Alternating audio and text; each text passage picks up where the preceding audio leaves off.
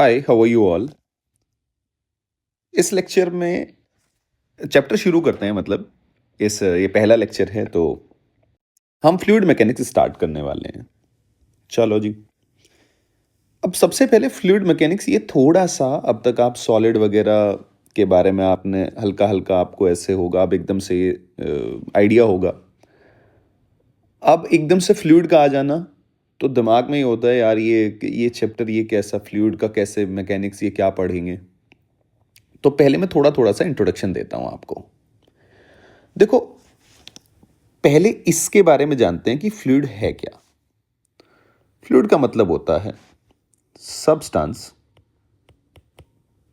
धीरे धीरे समझेंगे, सारा चैप्टर आराम से समझ में आ जाएगा। आपका सवाल नहीं रुकने वाला। Substance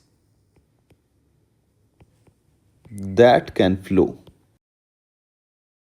substance that can flow. ठीक है जी, ये बेसिक डेफिनेशन है फ्लूइड को और जो सॉलिड को डिस्टिंग्विश करती है। ठीक है, दोनों में फर्क जो बताती है ये वो प्रॉपर्टी है कि substance that can flow.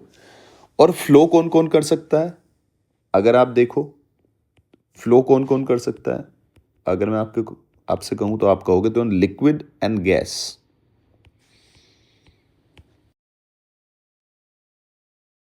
Both can flow. I hope आपको मेरी बात समझ में आ रही है। ठीक है, अब ये तो एक मोटा मोटा सा डिफरेंस हो गया सॉलिड के बीच में। किसके बीच में जी? सॉलिड के बीच में। और तुम्हारा किसके बीच में? लिक्विड के बीच में। और ये गैस। ये एक बेसिक ढांचा बन गया कि अच्छा फ्लूइड में दोनों आते हैं, लिक्विड और गैस। अब मैं फ्लूइड मैकेनिक्स ये पढ़ने के लिए क्यों इंपॉर्टेंट हूँ, हल्का सा थोड़ा सा इसके बारे में समझ लेते हैं, फिर चैप्टर तो आगे बढ़ ही जाएगा। आप ये देखो, जो अर्थ है हमारी, ठीक है, इस अर्थ के ये जो एनवेलप है, ये इस एनवेलप इसमें क्या है? एयर है। ठीक है, और अर्थ के 2/3 हिस्से पे क्या है जी? पानी। ये आप सब जानते हैं। ठीक है, अब एयर और पानी, वाटर, ये दोनों इसका मतलब फ्लूइड। अरे समझ रहे हैं नहीं समझ रहे हैं? तो जब हमारे चारों तरफ हमारी जिंदगी का अहम हिस्सा है पानी और हवा, यानी कि फ्लूइड हमारी जिंदगी का एक अहम हिस्सा है, तो हमें इसका बिहेवियर, ठीक है जी, इसकी प्रॉपर्टीज पढ़नी पड़ेगी, हमारे लिए जानना जरूरी है। क्लियर है? तो इसीलिए इसीलिए ये चैप्टर है जिसको नाम दिया गया है फ्लूइड मैकेनिक्स। ठीक है, हम क्या करना चाहते हैं फ्लूइड मैकेनिक्स के जरिए? हम इस चैप्टर में हम इस चैप्टर में करना क्या चाहते हैं? हम इस चैप्टर में करना चाहते हैं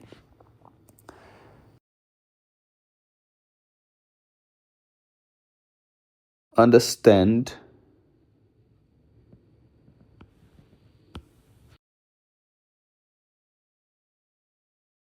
बिहेवियर, पहला, और दूसरा उसकी प्रॉपर्टीज फ्लूइड की।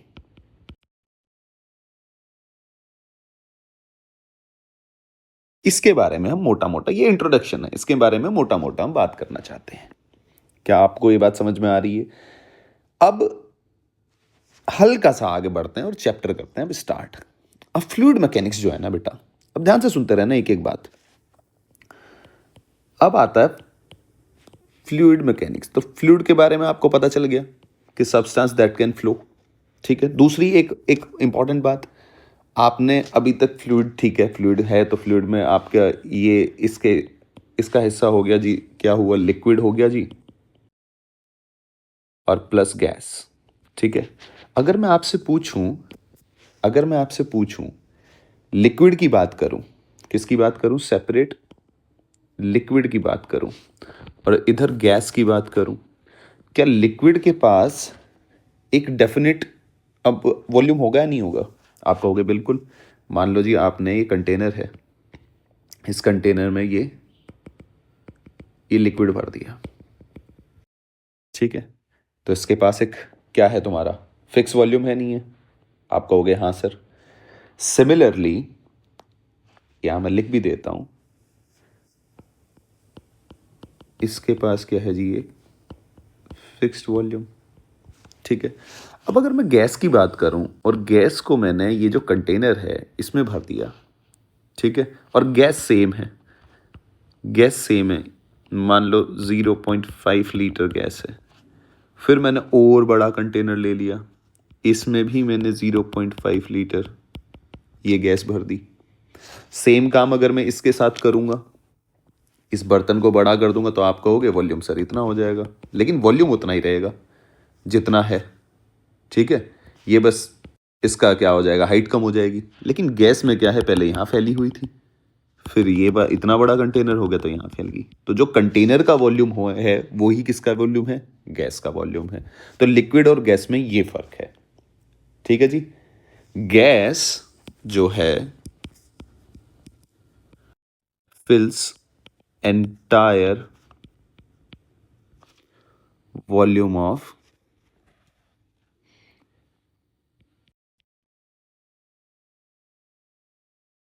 It's container. ये बेसिक बेसिक बातें हैं। और सॉलिड का तो आप जानते ही हैं, ठीक है, डेफिनेट उसका भी वॉल्यूम होता ही है। अब हम किसके बारे में बात करेंगे, फ्लूइड मैकेनिक्स। तो अब हम इस चैप्टर को दो हिस्सों में बांटेंगे। कैसे, ध्यान से देखो जी। बच्चों को समझ में थोड़ा सा इसको है ना, समझने में दिक्कत होती है बच्चों को, लेकिन मैं पूरी कोशिश करूंगा। फ्लूइड मैकेनिक्स, तो हम इस चैप्टर को दो हिस्सों में डिवाइड करेंगे। पहला हिस्सा होगा हाइड्रोस्टैटिक, दूसरा हिस्सा होगा हाइड्रो डायनेमिक्स। डायनेमिक्स मतलब फ्लूइड यहां फ्लो करेगा। ठीक है। हाइड्रोस्टैटिक मतलब रुका हुआ है। तो हाइड्रोस्टैटिक की जो बेसिक डेफिनेशन है ये कि इसका मतलब क्या है कि फ्लूइड रुका हुआ है, चल नहीं रहा है, यानी कि fluid is not moving with respect to जिसमें आपने भरा हुआ है। तो आप सीधी सी बात है कंटेनर वगैरह लेंगे जिसमें आप फ्लूइड भरेंगे। और यहां तो आपका हाइड्रोडायनेमिक्स। तो चैप्टर को दो हिस्सों में डिवाइड किया गया। तो पहला हिस्सा हम हाइड्रोस्टैटिक पढ़ेंगे, यानी कि एक कुल मिला के कुछ ऐसी बात है कि ये ऐसे है और यहां आपने ये ऐसे। तो इस कंटेनर के रिस्पेक्ट में, हाँ कंटेनर मूव कर सकता है लेकिन ये फ्लूइड मूव नहीं करेगा। कंटेनर के रिस्पेक्ट में वो रेस्ट में ही रहेगा। ठीक है जी। ये वाला हिस्सा हम पहले वाला पढ़ेंगे, ये वाला। समझते रहना एक एक बात। ये पहला चैप्टर बहुत बेसिक, पहला जो लेक्चर है वो बहुत बेसिक है, तो उसमें आपको धीरे धीरे। अब हाइड्रोस्टैटिक मैं कौन सा हिस्सा पढ़ूंगा, हाइड्रोस्टैटिक मैं कौन सा हिस्सा पढ़ूंगा, हाइड्रोस्टैटिक। हाइड्रोस्टैटिक में भी मैं डिवाइड कर लेता हूं चीजों को दो हिस्सों में। यहां पे भी, यहां पे हम जानेंगे प्रेशर के बारे में। अगला लेक्चर बहुत बात करेंगे प्रेशर के बारे में कि कितनी हाइट पे नीचे जाएं तो प्रेशर कितना हो जाएगा, ब्ला ब्ला ब्ला, ये सब बातें। दूसरी बात, सरफेस टेंशन। ठीक है जी। सरफेस टेंशन ये क्या बला है। ठीक है। सरफेस तो एक चीज तो समझ में आ रहा होगा, सरफेस पे लगने वाला जो फोर्स है, कुछ ऐसे ऐसे हल्का फुल्का।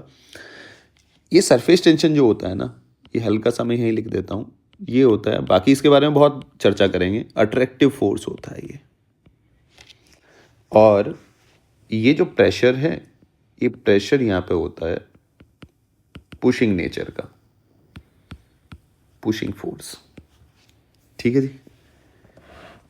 तो आगे चैप्टर को बढ़ाने से पहले ये प्रेशर के बारे में तो पढ़ेंगे, लेकिन कुछ बेसिक बेसिक टर्म में पहले डिफाइन कर लेता हूं। बेसिक टर्म में सम इंपॉर्टेंट टर्म, क्योंकि हम जो भी चैप्टर पढ़ेंगे ना ये फ्लूइड, आप आगे जाके देखोगे कि हम बड़ा ही स्पेसिफिक तरीके से पढ़ेंगे, क्योंकि फ्लूइड बड़ी कॉम्प्लिकेटेड है। ठीक है ना। तो हम आइडियल फ्लूइड पढ़ते हैं। कैसा फ्लूइड पढ़ेंगे हम? आइडियल। रियलिस्टिक सिचुएशन नहीं पढ़ेंगे, हम आइडियल पढ़ेंगे। ठीक है ना? तो जी इंपॉर्टेंट टर्म कुछ इसके लिए, पहला हो गया तुम्हारा डेंसिटी। अब ये सब बच्चों को पहले ही आती है डेंसिटी। तो डेंसिटी हो गया तुम्हारा क्या जी? मास per unit volume. I hope आपके समझ में आ रहा होगा। इसकी एसआई यूनिट की अगर आप बात करोगे तो बचपन से ही पढ़ते आए हो भाई, पर ठीक है इस चैप्टर के हिसाब से बतानी जरूरी है, यानी कि किलोग्राम पर मीटर क्यूब। ठीक है जी। डेंसिटी जो आपको याद रखनी है of water, density of water कितनी है तुम्हारी जी? 1000 किलोग्राम पर मीटर क्यूब, ये हो गया। या फिर 1 ग्राम पर सीसी, सेंटीमीटर क्यूब। दूसरा हो गया जी रो एच जी, मरकरी, 600 किलोग्राम पर मीटर क्यूब। देख रहे हो आप डेंसिटी कितनी ज़्यादा है? 13 टाइम्स अप्रॉक्सीमेटली। या फिर 13.6 ग्राम पर सीसी। यूनिट कन्वर्जन है, यूनिट कन्वर्जन कोई टेंशन लेने वाली बात नहीं है भाई। यूनिट कन्वर्जन जिस बच्चे को नहीं आ रहा हो किलोग्राम को कर लो। 1 किलोग्राम में कितने होते हैं? इतने gram divide by metre cube, यानी कि 10⁻6 सेंटीमीटर क्यूब। ठीक है जी। क्या आपको ये बात समझ में आ रही है? ये मीटर क्यूब हो गया, सॉरी ये 2, हाँ तो ये कितना हो गया? 10⁻3, सही है, 6, ये क्या कर रहा हूँ मैं भी, सेंटीमीटर क्यूब, हाँ सही है ना। तो ये ऊपर चला गया तो ये 10⁻³ बच जाएगा। ये तो कन्वर्जन आ गया, और 1000 पहले से है, सो इनटू करोगे तो ये कट जाएगा तो 1 आ जाएगा। ठीक है, तो आप ऐसे कन्वर्जन कर सकते हो। वो यूनिट एंड डायमेंशन में आपने सीखा हुआ होगा, कोई बड़ी बात नहीं है। अब दूसरी चीज मैं आप डिफाइन करता हूँ। सेकेंड चीज होगी हमारी density of mixture. Density of mixture, mixture हम ऐसा नहीं करते हैं यहाँ कि यूनिफॉर्म सॉल्यूशन बन जाए। ठीक है, क्या आप समझ पा रहे हैं कि कोई मतलब कोई डिटर्जेंट कोई को लिक्विड में मिला दिया, जैसे कि डिटर्जेंट को वाटर में मिला दिया, ऐसा नहीं। हम यहाँ जो बात करेंगे स्पेसिफिकली टू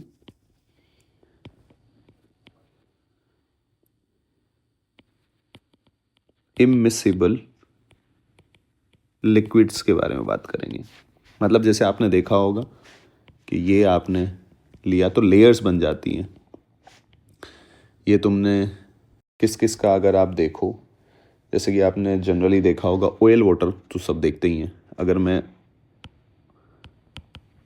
ऐसे कर दूं तो ये एक लेयर तो ये बन जाएगी, एक लेयर ये बन जाएगी। इसको थोड़ा ये ऐसे ऐसे लिक्विड के बारे में बात करना चाहता हूँ मैं, मतलब करेंगे इस चैप्टर के अंदर। ठीक है जी। तो इसकी डेंसिटी ρ1 और इसकी डेंसिटी ρ2, जैसे कि ऑयल वाटर हो गया। ठीक है जी। कैरोसिन या पेट्रोल वाटर हो गया, मतलब जो मिक्स ना हो। आप घर पे मिला के देख सकते हैं वाटर ऑयल को, और आप वाटर को मिलाएंगे तो दोनों अलग अलग दिखेंगे आपको, अलग अलग लेयर बन जाएगी आपके ग्लास के अंदर। तो इसके अंदर जो हम डेंसिटी ऑफ मिक्सचर डिफाइन करते हैं वो अगर आपको आ जाए तो वो आप कैसे निकालते हो? सिंपल, टोटल मास अपॉन ऊपर वाले का वॉल्यूम जितना है, तो वॉल्यूम कैसे निकालोगे आप? डेंसिटी इज इक्वल टू होता है मास बाय वॉल्यूम। तो वॉल्यूम कैसे निकालोगे जी? Density upon mass. तो यानी कि आ गया ρ1/m1 प्लस ρ2/m2। ठीक है जी। आगे चलते हैं, आगे देखो। बहुत आसान है, अभी ये बेसिक डेफिनेशंस हैं, कोई ऐसी टेंशन लेने वाली जरूरत नहीं है। जैसे मैं आपको एक सवाल दे देता हूँ, मान लिया, चलो एक सवाल कर लेते हैं कि ये मेरे पास होलो स्फीयर है। क्या है जी? ये मेरे पास है होलो स्फीयर।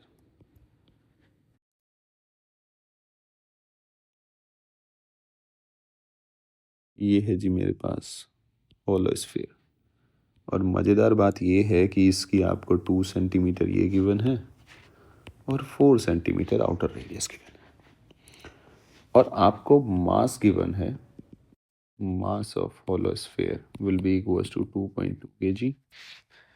आपको डेंसिटी फाइंड आउट करनी है इसकी, तो आप डेंसिटी फाइंड आउट कैसे करोगे भाई? डेंसिटी मुझे पता है, डेंसिटी होती है मास पर यूनिट वॉल्यूम, होती है नहीं होती है? मास मुझे गिवन है, वॉल्यूम निकालना है। अब वॉल्यूम कितना है? मास का वॉल्यूम ये है, तो टोटल में से और ये वाला अगर माइनस कर दूं तो ये आ जाएगा, नहीं आ जाएगा? भाई टोटल कितना है तुम्हारे पास? टोटल तुम्हारे पास है भैया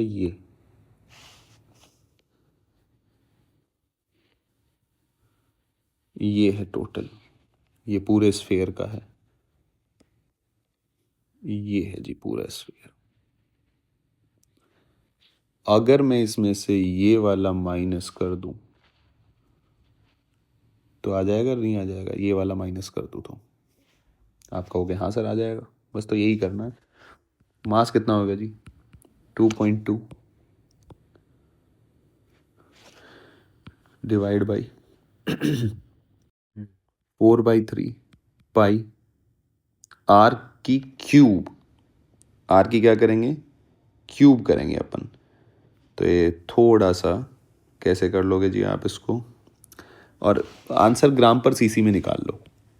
आंसर किस में निकाल रहा हूँ मैं? ग्राम पर सीसी में निकाल रहा हूँ, तो इसलिए मैं सेंटीमीटर को मुझे चेंज नहीं करना पड़ेगा। तो ये आ जाएगा 4 की क्यूब माइनस 2 की क्यूब, और इसको केजी को आप 1000 से, तो अब आपका आंसर ग्राम में, क्योंकि मैंने किसको कन्वर्ट कर लिया? इसको भी ग्राम में कन्वर्ट कर लिया।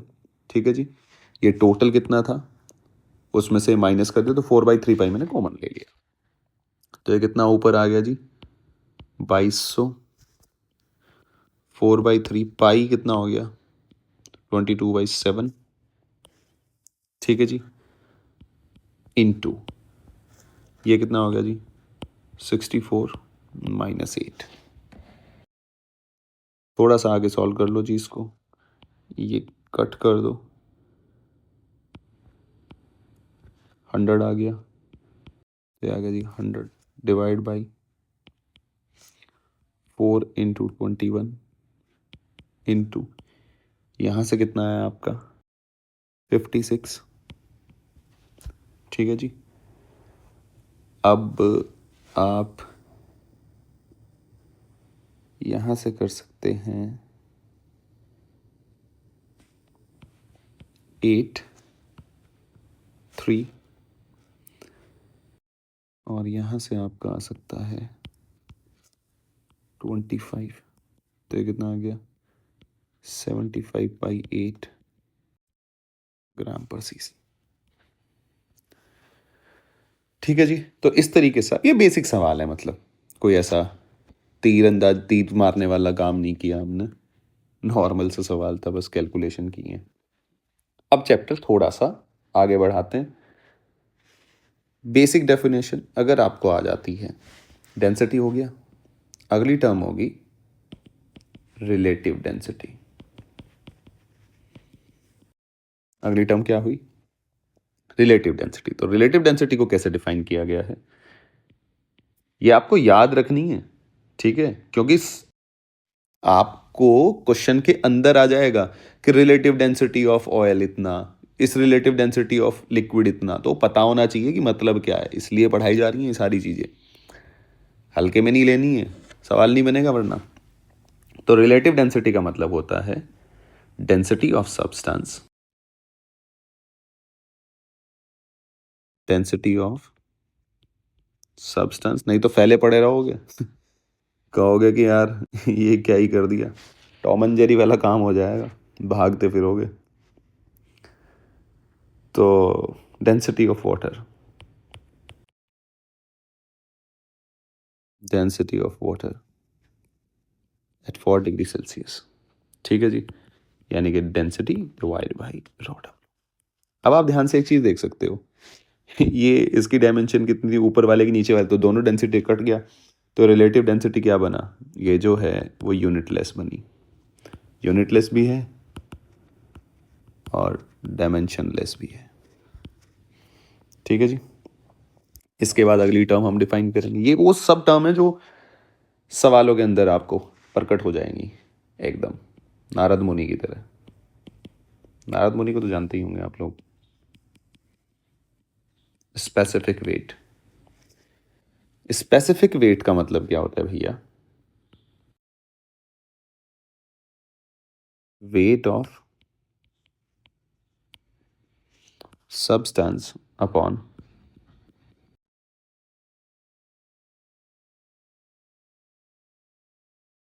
Volume of substance. वेट कितना हो गया जी? mg। वॉल्यूम बोले तो v। मास को कन्वर्ट कर लो density into volume into g divide by volume, cut गया तो आ गया रो इनटू जी। यूनिट आपको समझ में आ रही है? यूनिट क्या होगी? यूनिट हो जाएगी इसकी, डेंसिटी हो गया किलोग्राम पर मीटर क्यूब इनटू मीटर पर सेकंड स्क्वायर, तो फाइनली आ गया किलोग्राम पर मीटर स्क्वायर सेकंड स्क्वायर। ठीक है जी। या फिर ऊपर क्या है? mg यानी कि न्यूटन पर मीटर क्यूब, ये भी लिख सकते हो आप। भाई देखो, ये देखो ना आप, वेट है तो mg तो न्यूटन हो गया और ये क्या हो गया? Metre cube. तो ऐसा यूनिट ये लिख दिया मैंने, न्यूटन पर मीटर क्यूब। ये भी लिख सकते हो आप। इसके बाद अगली टर्म जो हम डिफाइन करने वाले हैं वो डिफाइन करेंगे हम स्पेसिफिक ग्रेविटी। क्या जी? Specific gravity. ठीक है जी। आगे देखो भैया, स्पेसिफिक ग्रेविटी इसको डिफाइन कैसे करते हैं याद होना चाहिए। यानी कि इसको हम डिफाइन करेंगे स्पेसिफिक वेट ऑफ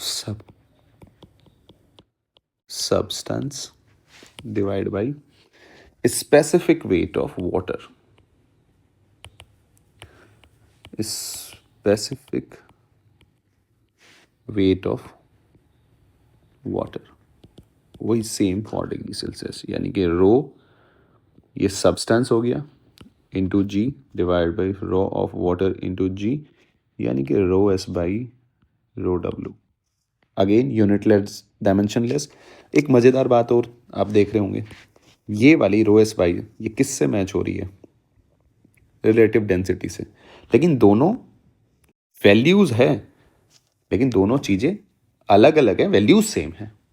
तो अगर आप देखो कि यहाँ लिख भी देता हूँ, numerical value of relative density and specific gravity, ये क्या है? सेम है भैया। ठीक है, चीज़ें अलग अलग हैं लेकिन क्या निकल के आ गया हमारा? सेम निकल के आ गया। तो ये कुछ बेसिक टर्म थी जो हमने याद रखनी है। कौन कौन सी? मैं फिर से रिकॉल करा देता हूँ आपको। डेंसिटी, रिलेटिव डेंसिटी मतलब density of substance with respect to water. उसके बाद हमने डिफाइन किया था तुम्हारा स्पेसिफिक, क्या जी? वेट। स्पेसिफिक वेट क्या होता है? Weight of substance upon volume, जिसका आता है रो इंटू जी कट कुटा के। उसके बाद हमने स्पेसिफिक ग्रेविटी यानी कि specific weight of substance divide by specific weight of water at 4 degree Celsius. तो ये छोटी छोटी सी बातें थी जो आपके समझ में आनी चाहिए। अब इसके बाद हम चैप्टर की मेन चीज पे आ जाते हैं। सबसे पहले हम डिफाइन करते हैं, सबसे पहली चीज जिसका नाम है प्रेशर। ठीक है जी, जिसका नाम है प्रेशर। तो प्रेशर क्या चीज है? पहली बात, हम किसकी बात करेंगे? मैं लिख भी देता हूं। हम जो बात करते हैं, हम आइडियल फ्लूइड के बारे में बात करते हैं। ठीक है, डेंसिटी क्या रहती है यहां? सेम, पूरे लिक्विड की सेम है। आप कितनी भी डेप्थ पे जाओ, कहीं भी जाओ, सब जगह सेम। इनकंप्रेसिबल की बात करते हैं हम। ठीक है, तो ये कुछ हम आइडियल फ्लूइड के बारे में बात करते हैं। अब थोड़ा इसकी एक्सप्लेनेशन देखते हैं, फिर लिख तो देंगे। और ये बड़ी इंपॉर्टेंट चीज़ है, यहीं से चैप्टर शुरू होता है, तो बड़े ध्यान से सुनना आप मेरी बात। देखो जी, मैंने एक ऑब्जेक्ट मान लिया, ध्यान से देखना, मैंने एक ऑब्जेक्ट मान लिया ये, ठीक है। इस ऑब्जेक्ट पे ये किसके अंदर है जी? ये फ्लूइड के अंदर है ऐसे, ठीक है। तो इस पे जो फ्लूइड फोर्स लगाएगा कुछ इस डायरेक्शन में लगाएगा, ठीक है, हमेशा ऐसे लगाएगा, परपेंडिकुलर टू द सरफेस। समझ में आ रहा है? ये जो ऑब्जेक्ट है, ये जो ऑब्जेक्ट है, ये जो ऑब्जेक्ट है, इस पे हमेशा परपेंडिकुलर फोर्स लगाएगा, ये जो मॉलिक्यूल्स हैं, ठीक है। तो मतलब फ्लूइड किससे मिलकर बना है भाई? मॉलिक्यूल्स ही तो हैं। तो ये जितने भी मॉलिक्यूल्स इसके टच में आएंगे, इसके ऊपर परपेंडिकुलर फोर्स लगाएंगे। अब एक बच्चा कहने लगा, सर मैं तो नहीं मानता कि परपेंडिकुलर लगाएंगे, सर किसी एंगल पे लगाओ, मुझे नहीं पता। तो चलो भाई किसी एंगल पे लगा दिया एफ फोर्स ऐसे, तो इसको मैं थोड़ा सा यहाँ बना लेता हूँ, इस वाले। तो वो बच्चा कह रहा है कि सर आप ऐसे ना मान के आप ऐसे लगा लो इस पे फोर्स, एफ फोर्स ऐसे लगा लो। अब एफ फोर्स ऐसे लगाएगा अगर, ठीक है, तो किसी एंगल पे लगेगा। अगर किसी एंगल पे लगता है तो उसके कंपोनेंट होंगे। क्या आप मेरी बात समझ पा रहे हैं? क्या होंगे उसके कंपोनेंट? होंगे। अगर उसके कंपोनेंट होंगे तो उसका एक कंपोनेंट पैरेलल भी आएगा या नहीं आएगा, ये बता दो। अगर वो किसी एंगल पे लग रहा होगा तो पैरेलल आएगा नहीं आएगा? इस बात को दिखाने के लिए ऐसे ना करके अपन टॉप व्यू बनाता हूं मैं, वहां से आपको ज़्यादा समझ में आएगा। ये वाली को आप ऐसे देखो, ऊपर से देख रहे हो तो इसको आप ऐसे देखो। अगर आप ऊपर से देख रहे हो तो ये ऐसे, ये वाली साइड, ये मैंने यहाँ बना ली। ऊपर से देख रहे हो आप, टॉप व्यू देख रहे हो। और फोर्स पहले कैसे लग रहा था? ऐसे। ये तो दिख रहा होगा ना ऊपर से जब आप देख रहे होंगे, ये फोर्स लग रहा है। अब बच्चा जो कह रहा है वो बेचारा नादान है, तो सवाल है उसके। वो कह रहा है सर आप ऐसे ना, मैं तो ऐसे लगा लूँ, क्या दिक्कत है आपको? आप ऐसे लगा लो सर। जो लिक्विड है, जो उसके पास वाले मॉलिक्यूल हैं, जो बिल्कुल इसके टच में हैं इधर, ये मॉलिक्यूल इसको ऐसे फोर्स लगाते हैं, ठीक है। लेकिन वो कह रहा है, मैं कह रहा हूँ कि ऐसे लगाते हैं। लेकिन हम कॉन्ट्राडिक्टरी कर लेते हैं कि मान लिया चलो तुम्हारी बात सही है, किसी एंगल पे लगा रहे हैं, तो एंगल पे लगा रहे हैं तो इसका मतलब आप इसको थोड़ा सा आगे बढ़ाओ, ये फोर्स ऐसे, ठीक है। ये एंगल समथिंग थीटा, ये भी थीटा, तो एक कंपोनेंट तो यहाँ आ गया और एक कंपोनेंट यहाँ आ गया, तो इसके दो कंपोनेंट आ गए, थीटा थीटा। तो ये हो गया तुम्हारा एफ कॉस थीटा और ये आ गया एफ साइन थीटा। कोई दिक्कत किसी को? कहोगे नहीं। तो जी ये वाला जो कंपोनेंट है, चलो ये तो परपेंडिकुलर आ गया, ठीक है। लेकिन ये वाला कंपोनेंट है, अब हम बात करते हैं न्यूटन्स थर्ड लॉ की। न्यूटन थर्ड लॉ का मतलब होता है एक्शन रिएक्शन। भाई फोर्स तो पेयर में ही एग्जिस्ट करेगा, तो ये इस पे, ये वाला इधर भी लग रहा होगा। सिमिलरली ये वाला जो फोर्स होगा फ्लूइड के ऊपर ऐसे लग रहा होगा। भाई आप ये देखो ना, यहां इसके साइड में फ्लूइड की मॉलिक्यूल्स की लेयर होगी नहीं होगी? तो इस मॉलिक्यूल्स की जो लेयर है, अगर मैं इसको थोड़ा सा ऐसे बना दूं, ये लेयर को मैं इससे बना दूं, यही तो लेयर ही तो फोर्स लगा रही होगी मॉलिक्यूल्स की। तो आप खुद देखो, इसके ऊपर एक्शन रिएक्शन का मतलब है कि ये वाला फोर्स, ये तो एक तो ऐसे लग रहा होगा एफ साइन थीटा, तो और एफ कॉस थीटा भैया ऐसे लग रहा होगा। लग रहा होगा नहीं लग रहा होगा? ये लग रहा होगा एफ कॉस थीटा, ठीक है। तो पैरेलल फोर्स लगेगा, एक्शन रिएक्शन। अब पैरेलल फोर्स लगने का मतलब क्या है? कि ये जो लेयर है ये मूव करना शुरू हो जाएगी। अरे बोलो भाई।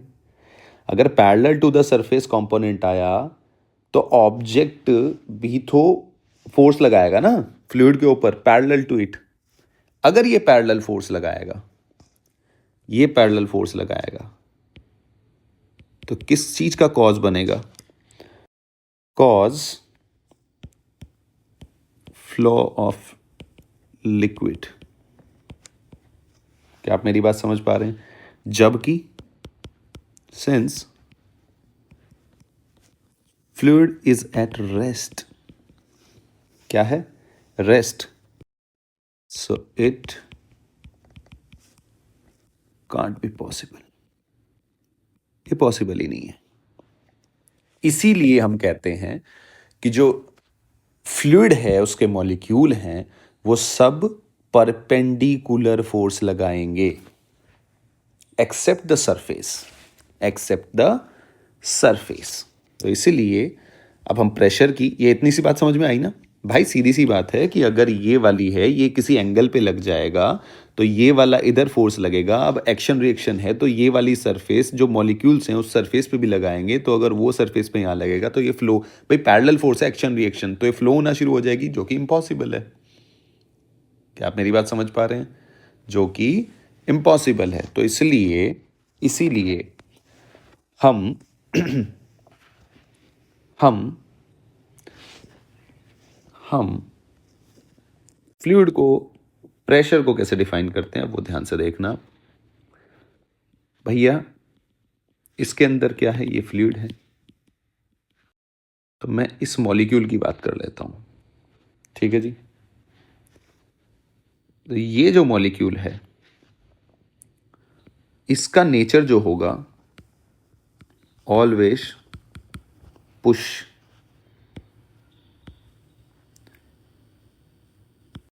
Near by molecule. ये हमेशा पुश कर रहा होगा सारे मॉलिक्यूल्स को ऐसे। क्या आप मेरी बात समझ पा रहे हैं? एक्सेप्ट सरफेस, एक्सेप्ट सरफेस, ठीक है, इन मॉलिक्यूल्स को छोड़ के। ये जो सरफेस पे है ना, इन मॉलिक्यूल्स को छोड़ के, ये इनको छोड़ के। ये क्यों छोड़ रहा हूं? ये सरफेस टेंशन का आगे हिस्सा बनेंगे, इन्हीं की वजह से सरफेस टेंशन वगैरह वो सब कुछ आएगा। एक्सेप्ट सरफेस लिक्विड मॉलिक्यूल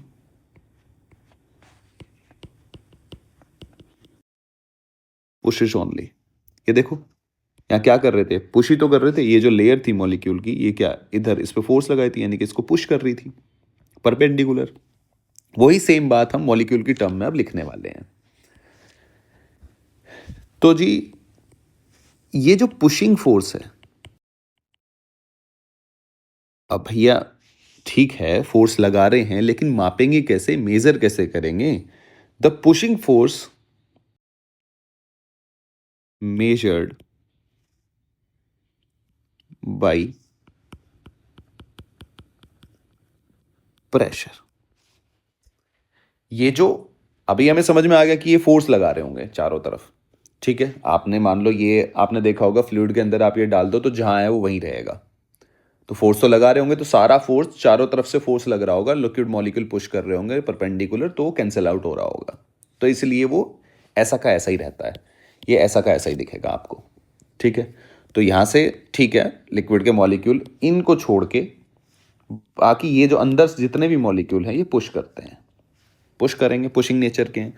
अब ये जो पुशिंग नेचर का फोर्स है, इसको मेजर किया जाता है किससे? प्रेशर से। जैसे कि ये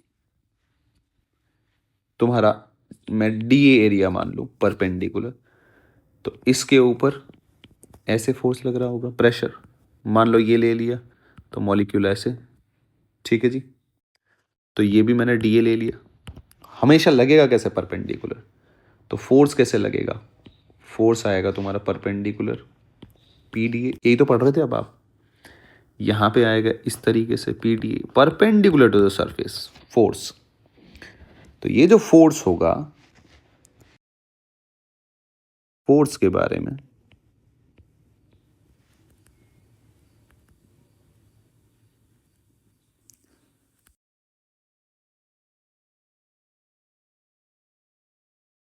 ऑलवेज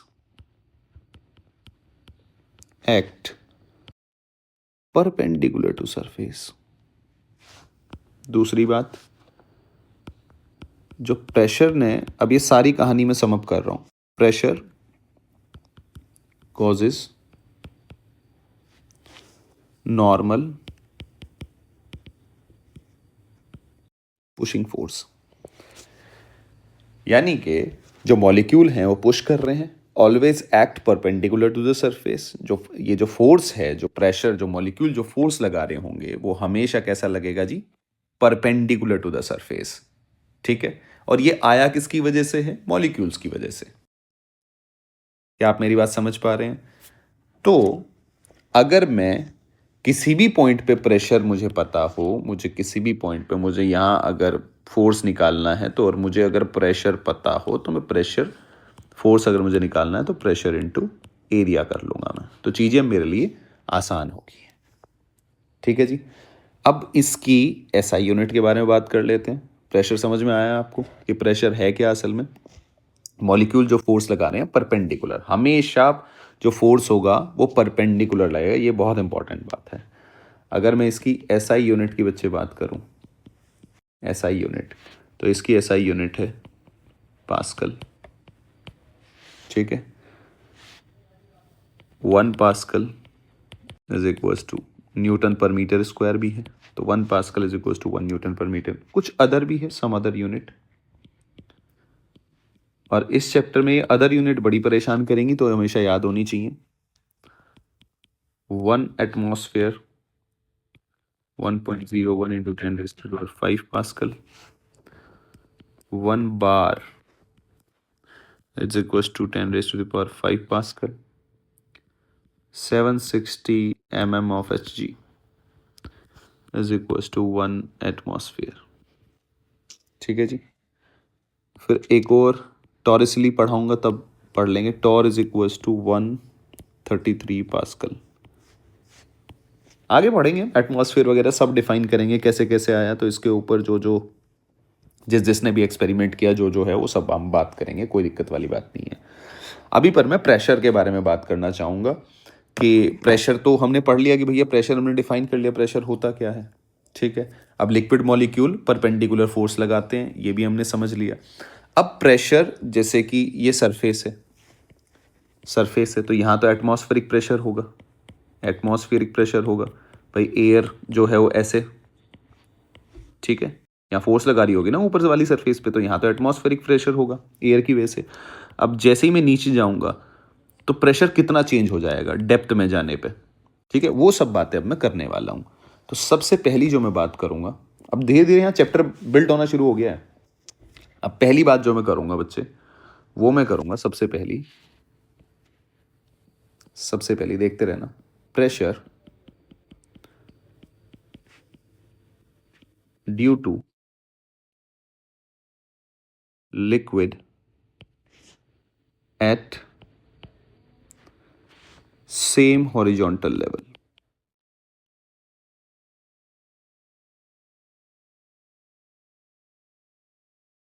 ये देखो जी, सबसे पहले क्या करेंगे हम, सेम हॉरिजॉन्टल लेवल पे, मतलब कि वही सेम, ये हमने ये बनाया, ये लिक्विड है जी, ये क्या है जी, लिक्विड।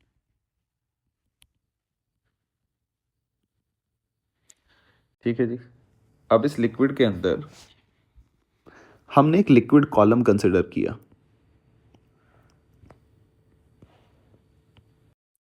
अब कोई शेप वेप तो है नहीं। अब इस चैप्टर के अंदर सबसे इंपॉर्टेंट बात यही यहां से शुरू होती है, जो आपको मैं धीरे धीरे सिखानी शुरू करूंगा। अब ये लिक्विड है, कोई ऑब्जेक्ट तो है नहीं, ठीक है, कंटेनर के अंदर डाला तो उसी की शेप ले ली लिक्विड ने। तो अब मुझे क्या है कि ये जो पॉइंट है ए और ये जो पॉइंट है बी, मुझे यहाँ प्रेशर निकालना है। ठीक है, तो मैंने यहाँ एक लिक्विड का ही एक ऐसे लिक्विड कॉलम मान लिया, एलिमेंट ले लिया मैंने। अब ये लिक्विड कॉलम एक तरह से ऑब्जेक्ट ले लिया मैंने, अब ये लिक्विड कॉलम है, ठीक है, और ये डेंसिटी इसकी क्या है लिक्विड की बच्चे, रो, ठीक है। अब आप मुझे एक बात बताओ, और बहुत छोटा है, थिकनेस बहुत कम है, ये क्रॉस सेक्शनल एरिया इसका ए मान लिया मैंने, ए क्या हो गया इसका क्रॉस सेक्शनल एरिया, ये जो लिक्विड कॉलम है इसका मैंने क्रॉस सेक्शन एरिया क्या माना, ए माना, ठीक है जी। तो अब आप देखो, अगर ये लिक्विड का ही कॉलम है तो क्या इसके ऊपर मॉलिक्यूल ऐसे फोर्स लगाएं, क्योंकि वो तो परपेंडिकुलर लगाने वाले हैं, ऐसे लगाएंगे,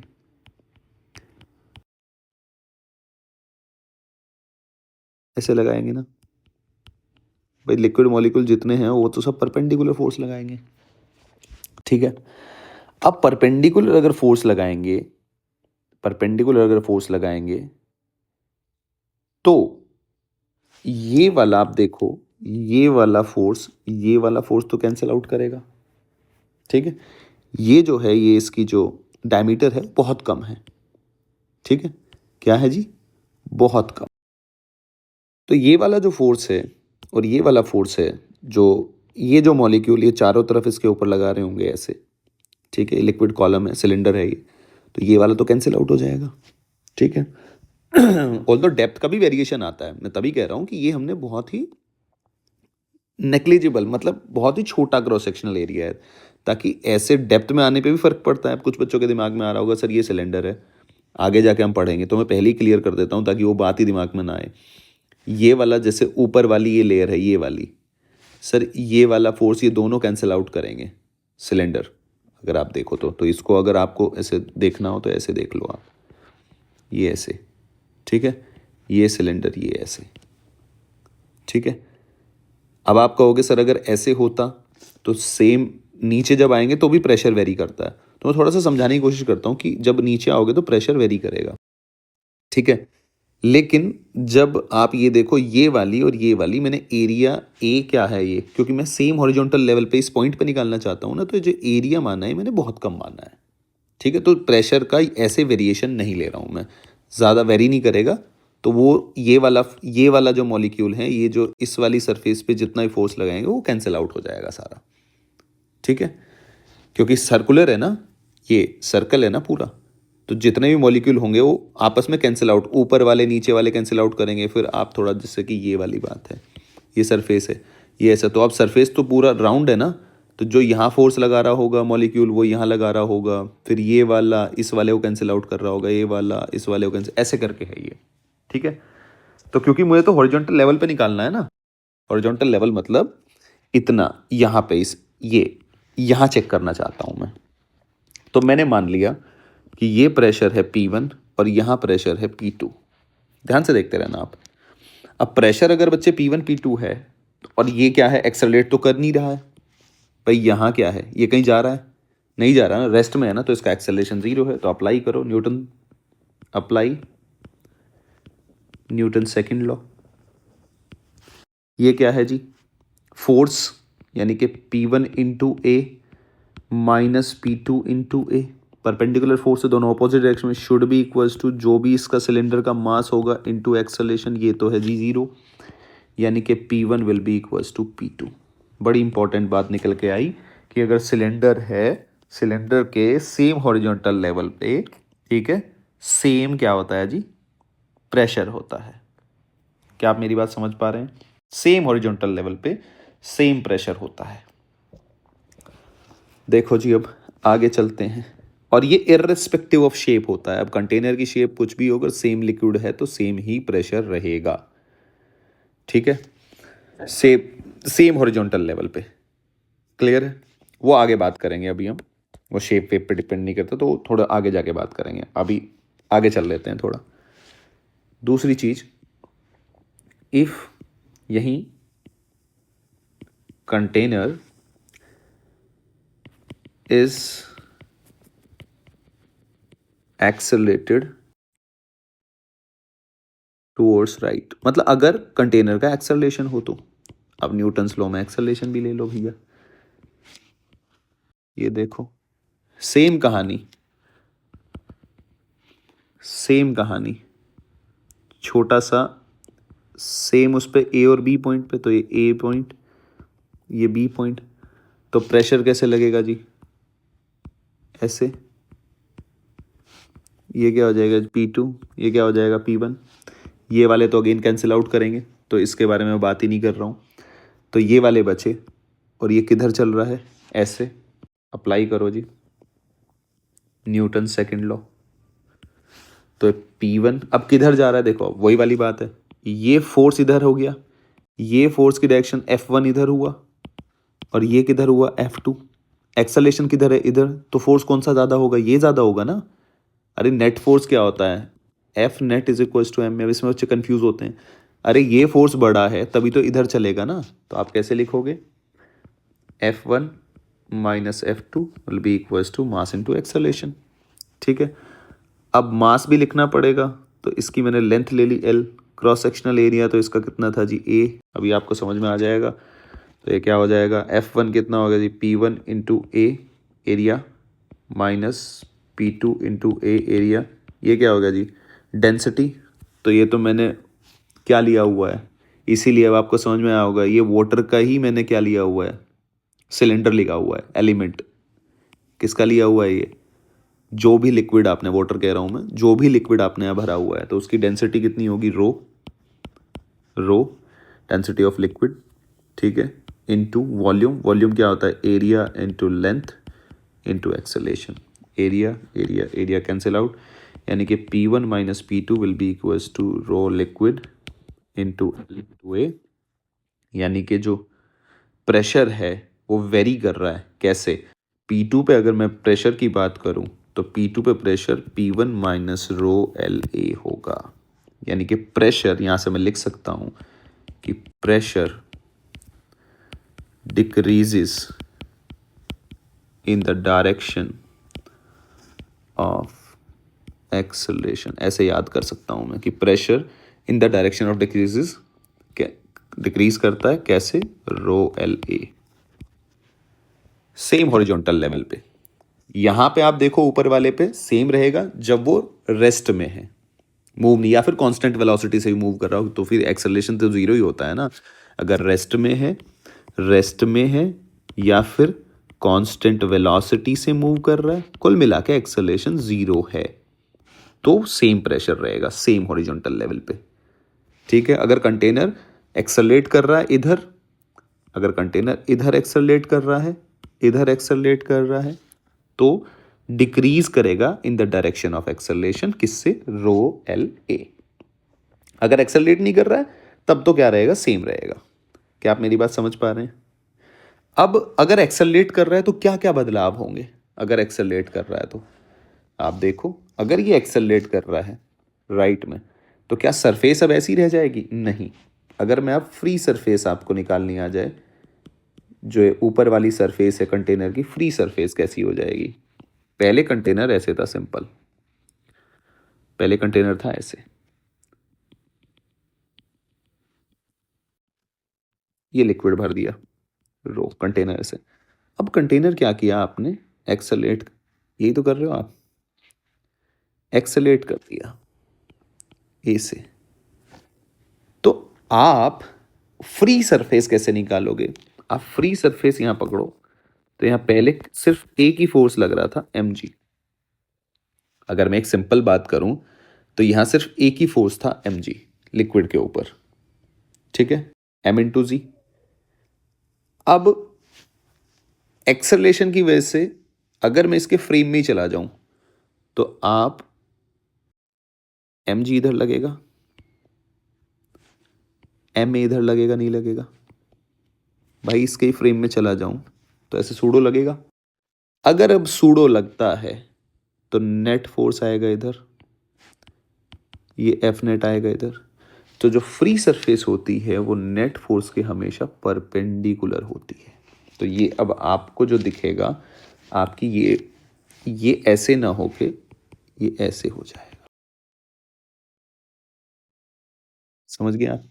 और ये जो एंगल है, ये एंगल लेट्स सपोज मान लो ये थीटा है, तो आपका जो टेन थीटा बनेगा वो टेन थीटा बन जाएगा आपका या फिर हॉरिजॉन्टल के साथ अगर मैं निकालूं कि कितना कितना एंगल इंक्लाइन हो गया, तो इसको अगर मैं थीटा मान लूं तो ये हो जाएगा जी आपका 90 माइनस थीटा, और ये हो जाएगा थीटा, तो tan theta will be equals to M a by m g, so theta will be equals to tan inverse a by g. ये भी कई बार सवाल आता है।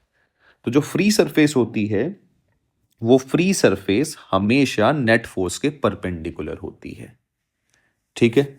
जैसे कि आपने एनएलएम में एक सवाल किया होगा कि ये बड़ा फेमस सा सवाल होता है कि ये थीटा एंगल होता है। मिनट में बना देता हूँ थोड़ा अच्छे से, तब आपको समझ में आएगा। ये होता है जी, और आपने ये बीकर रख दिया, ये ऐसे सवाल जो है ऐसे, और ये ऐसे स्लाइड कर रहा है, स्लाइड कर रहा है, तो उस पर जो सरफेस है उसकी बतानी होती है कि सरफेस, चार डायग्राम गिवन होते हैं तो पहचानना होता है। तो आप खुद सोचो, थीटा एंगल, ये आपने लिक्विड ऐसे भरा हुआ है, आपने ऊपर से छोड़ दिया, तो फ्री सरफेस पूछता है वो कैसे होगी। कोई बात नहीं, फ्री सरफेस कैसे होगी तो निकाल लिया। तो नेट फोर्स, यानी कि मैं इंटरेस्टेड किस बात में हूँ, मैं इंटरेस्टेड इस बात में हूँ कि इधर फोर्स कितना लग रहा होगा इस पर। अब इस पर तो फोर्स ऐसे लगेगा ना, एम जी साइन थीटा, एक फोर्स ऐसे लग रहा है भाई। ये नीचे जो आएगा फ्रिक्शनलेस अगर है तो नीचे स्लाइड करेगा एम जी साइन थीटा, तो मैं इसको वैसे बना लेता हूँ। ये एक्सेलरेशन है ना, कि ये इधर एक्सेलरेट कर रहा है एम जी साइन थीटा, यानी कि जी साइन थीटा से। भाई सीधी सी बात है, is equals to M A करोगे तो ये इस डायरेक्शन में एक्सेलरेशन आ गया, जी साइन थीटा, ठीक है। और जी साइन थीटा ये आ गया। ये जो इसका वेट है वो एम जी तो ऐसे ही एक्ट कर रहा होगा, नहीं कर रहा होगा, एम जी तो ऐसे ही एक्ट करेगा, ठीक है। अगर एम जी ऐसे एक्ट करेगा तो एक्सेलरेशन तो है ही, लेकिन अगर मैं इस पर फोर्स की बात करूं तो इसका ये वाला कंपोनेंट कितना आएगा, समझते रहे ना, एम जी कॉस थीटा, और ये वाला एम जी साइन थीटा। आप ध्यान से देखो तो ये क्या हो गया, एम जी कॉस थीटा, और ये इसके दो कंपोनेंट मैंने ऐसे कर लिए, एम जी साइन थीटा, और भैया नीचे जा रहा है तो एक्सेलरेशन भी इतना ही है।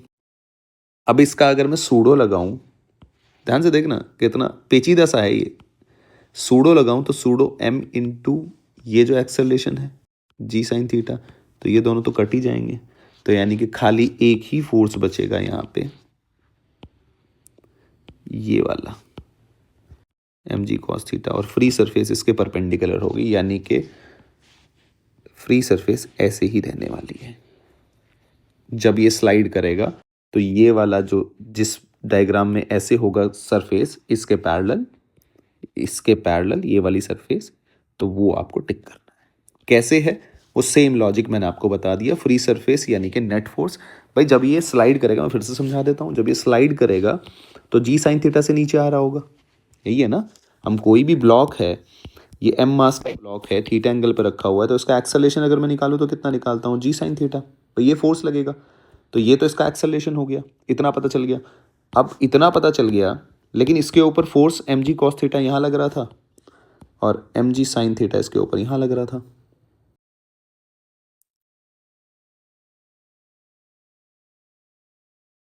अरे समझ रहे हैं, नहीं समझ रहे हैं?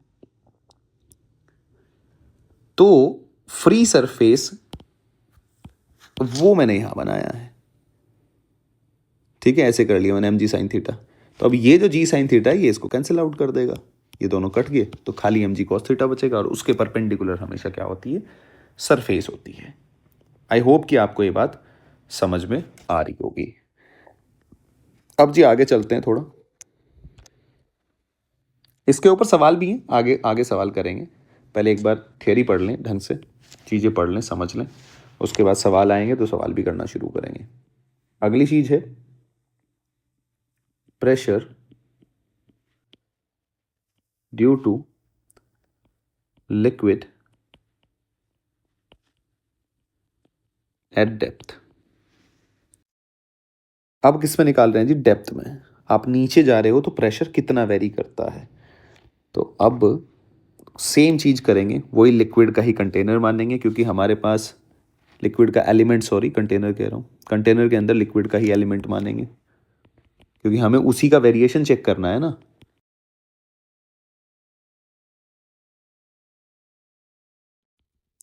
तो हम क्या करते हैं चीज़ें करने के लिए, हम फिर से एक लिक्विड का कंटेनर लिक्विड का ये एलिमेंट लेते हैं हम, ये एलिमेंट ले लिया, इसकी h हाइट ली हमने, ठीक है जी, क्रॉस सेक्शनल एरिया जी ए लिया। अब यहाँ पे देखो, यहाँ पे मॉलिक्यूल ऐसे लगाएंगे प्रेशर, यहाँ पे मॉलिक्यूल ऐसे परपेंडिकुलर लगेगा ना, तो यहाँ P1 मान लिया मैंने और नीचे मान लिया मैंने P2। तो मैं वेरिएशन चेक करना चाहता हूँ P1 से P2। अब आप ध्यान से देखो, ये वाले मॉलिक्यूल यहाँ लगा रहे होंगे, सिमिलरली ये वाले यहाँ, तो ये वाला तो फोर्स कैंसिल आउट हो जाएगा। यहाँ तो मैंने, जब मैं सेम हॉरिजॉन्टल लेवल पे बात कर रहा था तो मैंने क्या किया देखो, इसीलिए मैंने कह रहा था कि ये वाला क्रॉस सेक्शनल एरिया बहुत कम है, तो वेरी नहीं करेगा, ये लगभग सेम है, ठीक है, बहुत ही छोटा। मतलब ये जो मैंने सिलेंडर लिखी, क्योंकि मैं तो इस पॉइंट पे चेक करना चाहता हूँ ना पॉइंट, तो ये मैंने बहुत ही कम कि वेरी नहीं कर रहा, नेग्लिजिबल है बिल्कुल, डायमीटर बहुत छोटा है। यहाँ क्या है, यहाँ तो आपको हाइट है, तो हाइट के साथ मैं तो खुद वेरिएशन चेक करना चाहता हूँ। लेकिन मज़ेदार बात ये है, ये वाला और ये वाला जो मॉलिक्यूल है, ये जो फोर्स लगा रहे होंगे ये ऐसे, वो तो सेम हाइट नीचे है ना, तो प्रेशर सेम होगा, और ऑपोजिट डायरेक्शन है तो कैंसिल आउट कर जाएंगे। तो ये जितना भी इस पे चारों तरफ लगा रहे होंगे वो सब एक दूसरे को कैंसिल आउट कर रहे होंगे। तो अगेन सेम चीज़ बचेगी, मूव तो कर नहीं रहा, तो मूव नहीं कर रहा तो इसका मतलब ये क्या हो जाएगा, इसका वेट कहाँ है जी, नीचे mg, ठीक है, सिलेंडर का ये जो एलिमेंट है। तो आप कैसे करोगे, P1 into a plus mg will be equals to P2 into a. Mass क्या होता है, P1 minus P2, a will be equals to, या सॉरी P2 माइनस P1, या ऐसे ही लिख लेते हैं इसको, P2A will be equals to P1A। Mass को क्या लिख सकते हो, डेंसिटी इंटू वॉल्यूम, वॉल्यूम क्या होता है, area into h height into a, sorry into g, तो एरिया एरिया एरिया, यानी कि P2 will be equals to P1 plus rho ji h. समझ गए आप, यानी कि प्रेशर, आप जैसे जैसे डेप्थ में जाओगे तो प्रेशर क्या होता है, इंक्रीज होता है। प्रेशर क्या होता है, डेप्थ में जाने पे इंक्रीज होता है, किस फैक्टर से, रो जी एच, इस फैक्टर से क्या होता है, इंक्रीज होता है, ठीक है जी। अगर आप इस कंटेनर को मूव करें ऊपर या नीचे, एक्सेलरेट करें, तो आप यहाँ पे फिर जी इफेक्टिव लेना होता है आपको। क्या आप मेरी बात समझ पा रहे हैं, क्योंकि अगर आप यहाँ ए एक्सेलरेट कर रहे हैं तो फिर आपको सूडो भी लेना पड़ेगा, तो सूडो आ जाएगा एम ए। तो डिफरेंस कुछ नहीं है, बस यहाँ जी प्लस ए हो जाएगा, ठीक है। अगर ये नीचे की तरफ एक्सेलरेट कर रहा है तो इसका मतलब सूडो यहाँ लगेगा, यानी कि जी इफेक्टिव कितना आ जाएगा फिर बच्चे, जी माइनस ए। ये आप साइड में कहीं लिख सकते हैं, क्लियर है। तो कंफ्यूज नहीं होना है कि अगर ये एक्सेलरेशन से ऊपर मूव कर गया या ये एक्सेलरेशन से नीचे मूव कर गया तो कैसे होगा, ठीक है। आप एक पॉइंट से दूसरे पॉइंट पे जाने के लिए भी प्रेशर लिख सकते हैं, ठीक है। ये अगर मैं ऐसे कहूं कि, अगर मैं ऐसे कहूं कि यहां से मुझे यहां जाना है, तो प्रेशर क्या होगा, डिक्रीज होगा या इंक्रीज होगा, बोलो। प्रेशर क्या होगा, यहां से यहां जाओगे तो डिक्रीज होगा। भाई ऊपर से नीचे आने पे देखो ना, P2 will be equals to P1 plus rho ji H. तो प्रेशर इंक्रीज हुआ है, ऊपर से नीचे आए, तो नीचे से ऊपर जाओगे तो डिक्रीज होगा ना। अरे समझ रहे हैं आप, नहीं समझ रहे हैं, तो इतनी सी बात आपको ध्यान रखनी है, जी इफेक्टिव का बड़ा इंपॉर्टेंट रोल है। अब मैं थोड़ा सा, फिर उसके बाद हम सवाल करेंगे, कई चीज़ें हम करेंगे। तो पहले बस एक छोटी सी चीज़ मुझे यहाँ बतानी थी, उसके बाद हम चीज़ें करेंगे। तो जी एक स्टेटमेंट टाइप लिखना है बस कि, और इसको फिर वेरीफाई कर देंगे हम, pressure exerted by same liquid, liquid same होना चाहिए, does not depend on shape and size of container. It only depends on height of liquid column. इसको प्रूव करने के लिए हम थोड़ा सा हाइड्रोस्टैटिक पैराडॉक्स का इस्तेमाल करते हैं। ये मान लो ये जी हल्का सा एक्सपेरिमेंट टाइप है, ये हो गया जी।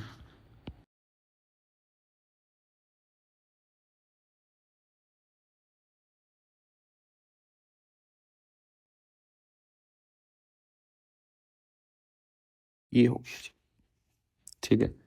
ये आपने लिक्विड भरा हुआ है,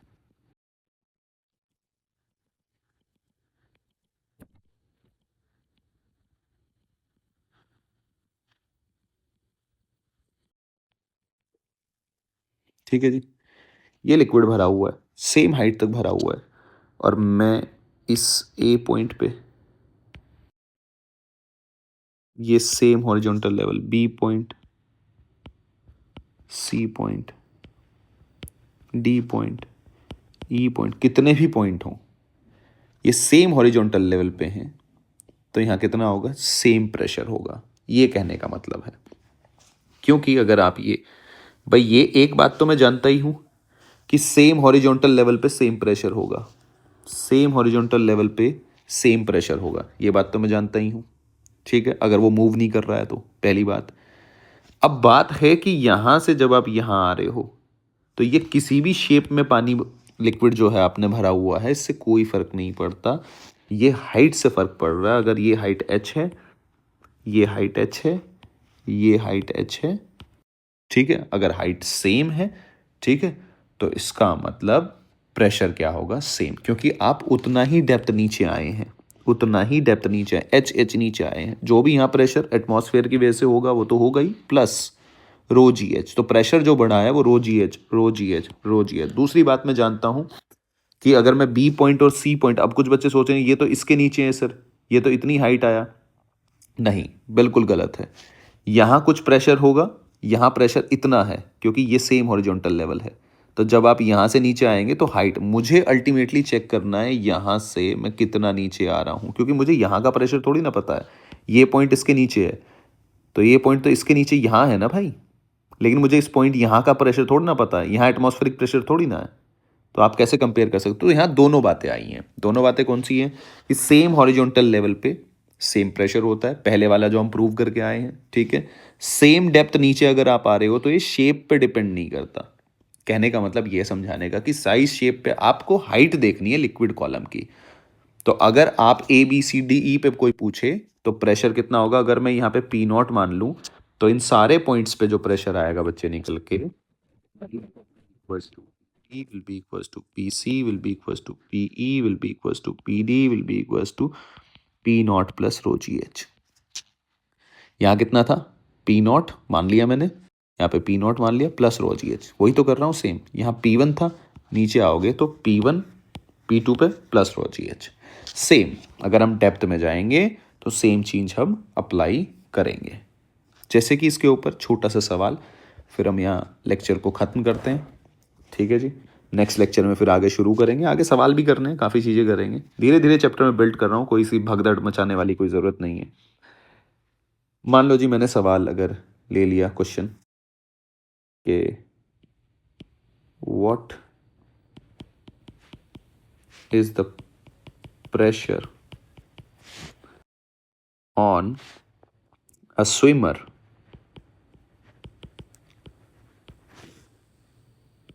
ten metre below the surface